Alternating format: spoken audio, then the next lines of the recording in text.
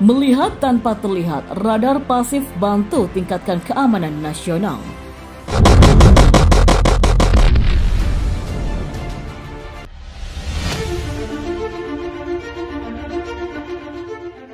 Badan Penelitian dan Pengembangan Pertahanan atau Balitbang Kementerian Pertahanan atau Kemhan Republik Indonesia berhasil mengembangkan prototipe radar pasif untuk memperkuat keamanan udara dan maritim Negara Kesatuan Republik Indonesia atau NKRI.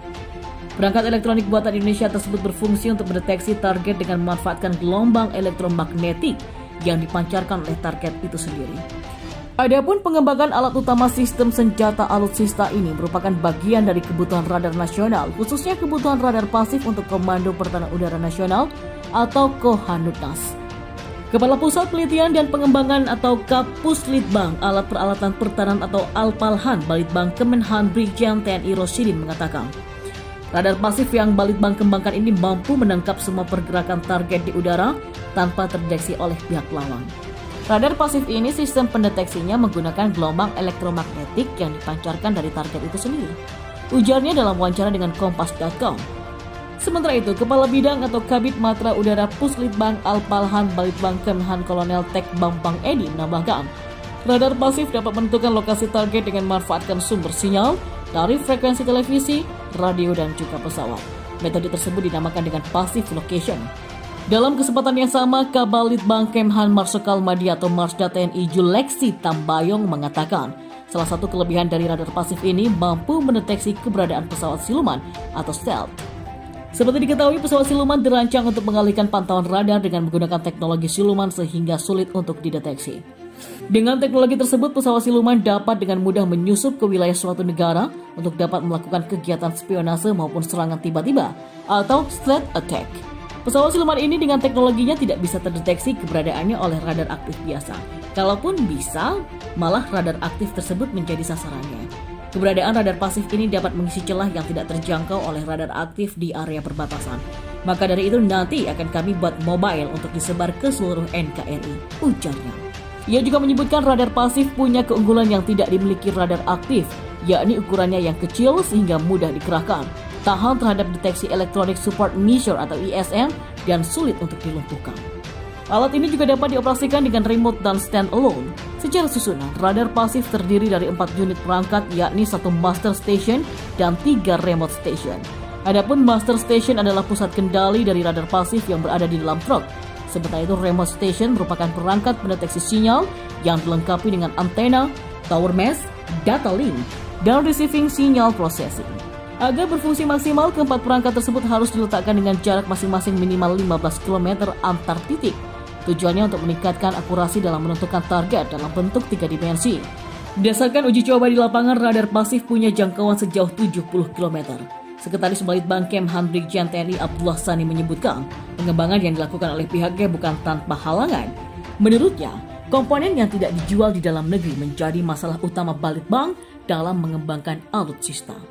Oleh karena itulah Kemhan membuka peluang kerjasama dengan pelaku industri pertahanan baik itu dari badan usaha milik negara ataupun badan usaha milik swasta untuk membantu meningkatkan pengembangan radar pasif yang saat ini masih berupa prototipe menuju first article atau FA. Diharapkan dengan kerjasama tersebut mampu membuat kualitas radar pasif setara dengan produsen luar dan punya kemampuan sesuai dengan kebutuhan user. Sebagai informasi, radar pasif merupakan salah satu dari 3 alutsista telah dibuat Kemhan untuk memaksimalkan sistem pertahanan nasional.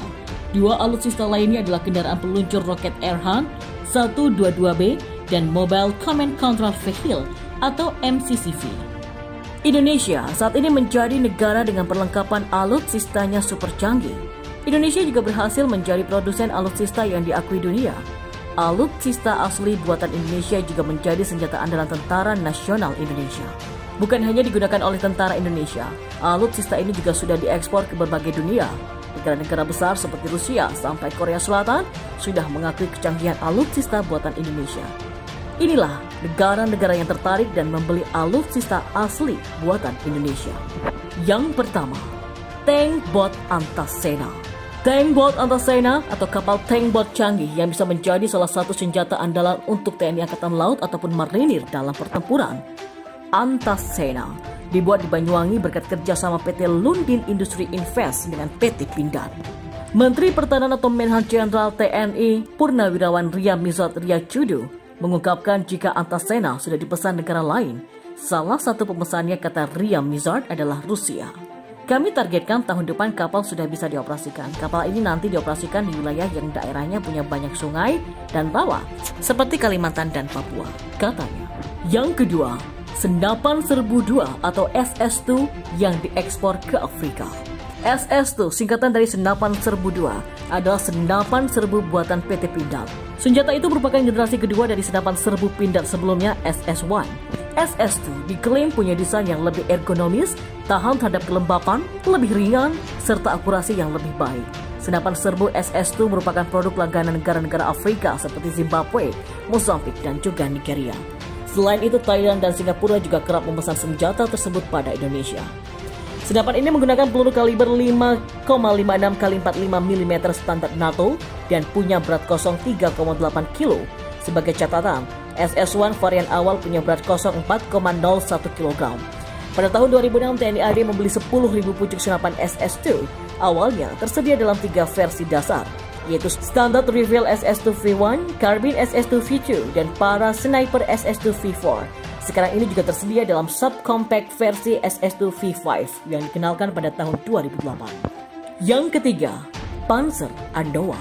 Panzer Anoa buatan PT Pindad menjadi salah satu alutsista yang paling laris dijual. Panzer sudah diekspor di beberapa negara seperti Oman dan juga Malaysia. Panzer bermesin Renault ini memang sudah teruji di negara-negara gurun seperti Lebanon saat digunakan oleh pasukan perdamaian PBB. Kualitasnya sesuai dengan standar NATO pada level 3 atau level yang tingkat ketahanannya terhadap serangan sudah lebih baik dari level 2 yang diproduksi di China dan India. Dan yang keempat, pesawat CN-235. Pesawat CN-235 jenis Maritime Patrol Aircraft atau MPA produksi PT Dirgantara Indonesia menjadi salah satu alutsista yang diminati negara lain. Pada tahun 2011 hingga 2012 lalu, PT DI memenuhi permintaan Korea Selatan yang memesan 4 pesawat ini melalui kontrak yang ditandatangani pada tahun 2008 dengan nilai total 94,5 juta US dollar. Pesawat yang merupakan modifikasi dari CN-235 itu cocok untuk melakukan patroli perairan di samping bisa difungsikan untuk angkutan personel.